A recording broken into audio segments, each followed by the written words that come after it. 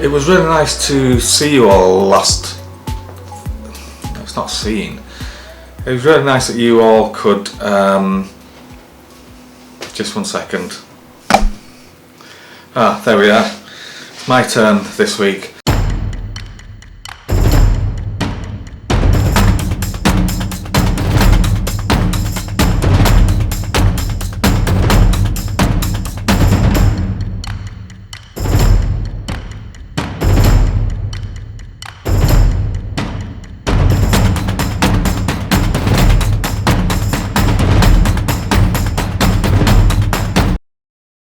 Oh, so it's really good that you could join us again, us as in me and the chap with the salmon coloured jumper on.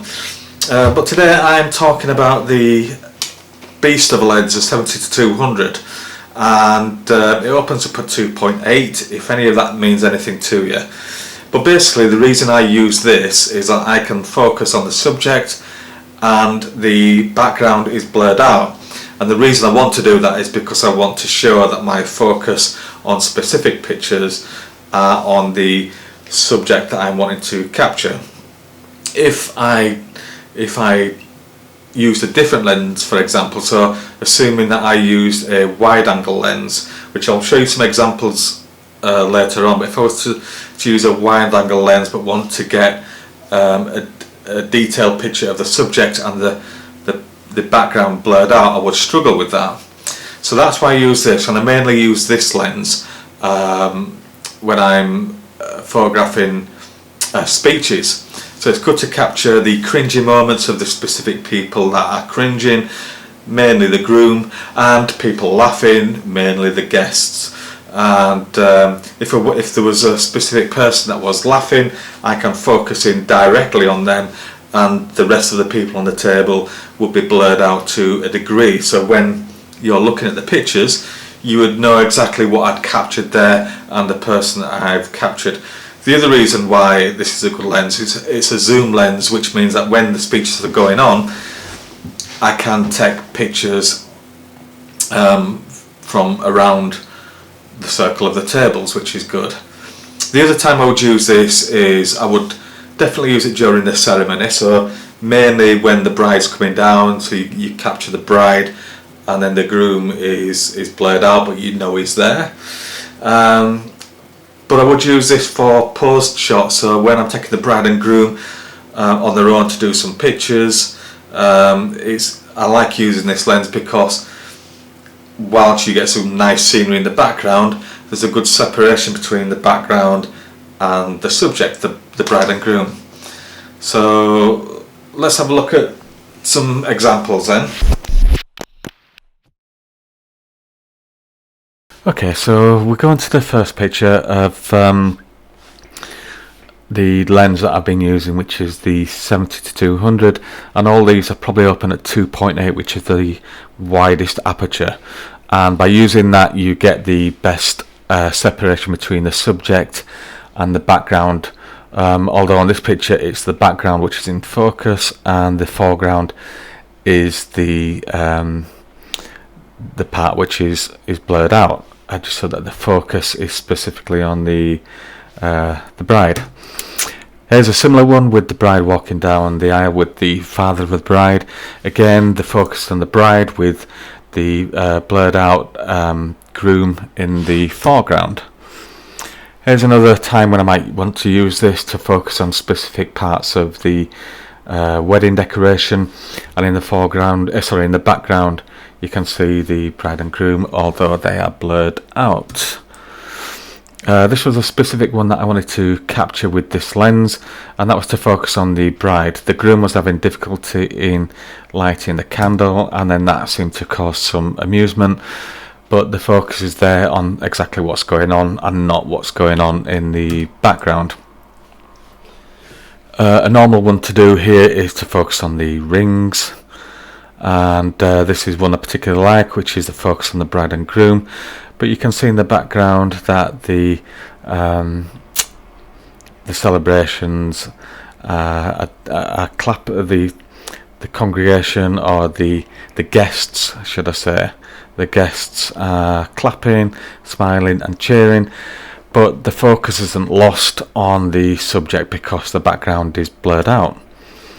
There's another one with the focus on some wedding decorations, and this is one of the pose ones that I was referring to, where the focus on a specific subject and the rest is blurred out. This then goes on to the speeches and the reception, and these are good to focus on specific people, just to capture the expressions. Whilst you focus on one person, you can see what's going on in the background, but it doesn't turn into a difficult picture to see. You know exactly where the focus is on these pictures, and this was an emotional one, so I obviously wanted to capture exactly what was going on in this frame here, which was the son of the bride and groom. And then just a couple more focused ones of the reception. There's a can going on here, so it was useful to have this lens just to focus on specific people who were in this. So that's that. So I hope that little bit was useful just to see why I use this specific lens. But I'm going to go show you some live examples now. So just whilst I work my way downstairs, Wilson asked me to show you a video that he's done. You might have noticed on social media that he's been out with his GoPro on his back, and so he wanted me to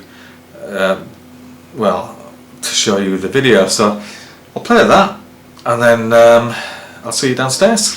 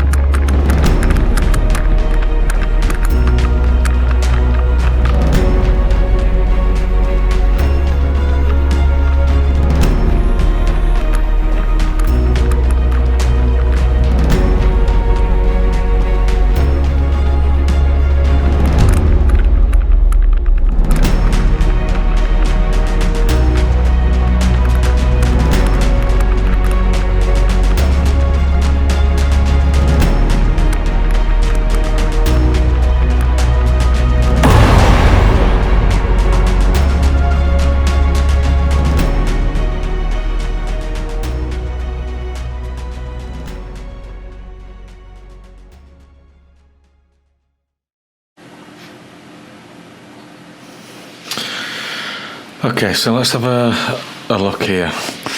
Because it's springtime, there's not going to be a lot of good things to actually capture, but it doesn't really matter. The main thing that I'm looking to compare is with the same lens, the settings at f2.8, which is the ones that I've shown you in the weddings, against one with the higher aperture. So for instance, around 20. So let's have a look at, okay, so we'll have a look at this plant pot here. So I'll take a picture of this one. Okay, so that's 2.8, and that stood at the same place is 20, f-stop 20, so that's a big difference between the two of them. We'll just do another one. Okay, and then we'll do another one at 20 again. So that's, as you can see with this one, the background is completely blurred out, whereas on this one there's a bit of distraction. So if it is purely down to wanting to capture the specific subject, having the lens wide open is obviously a better option. Okay, so this is a very rare sight of Wilson falling asleep. So between the two of him, so let me just get a picture. Alright, so this one is again wide open, and you can see the yellow thing in the background which is blurred out, and this is the same shot with the lens at a higher aperture. I think it's 20, this one. Another one we've got here where the background is, let's have a look, blurred out and not blurred out. So these are just rough examples of the difference some adjustments can make. The final one here, so we've got just some greenery. I don't know what that's called. Got some greenery, and we'll take a picture of the lens wide open, so behind it then it's completely blurred out. You know there's something, but you can't make it out. And having the aperture higher, as you can see that it's still blurred out in the background, but there's more distractions and there's more detail. So you can see it's the house, and you can see the hanging basket that I took a picture of earlier on. So there's just some quick examples for you there. Alright, well that's pretty much everything today. I hope that shed a bit of light onto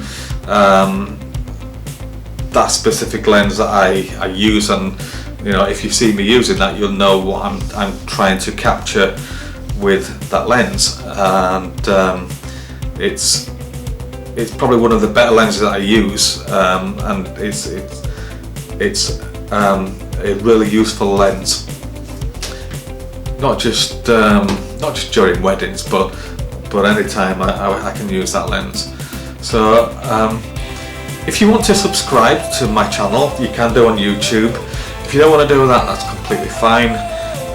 You'll see my videos on social media anyway, so please leave a comment if you want to. If you've got any questions, just drop me a line, and I will see you next time, either me or the guy in the salmon jumper. So take care, stay safe, and I will see you soon.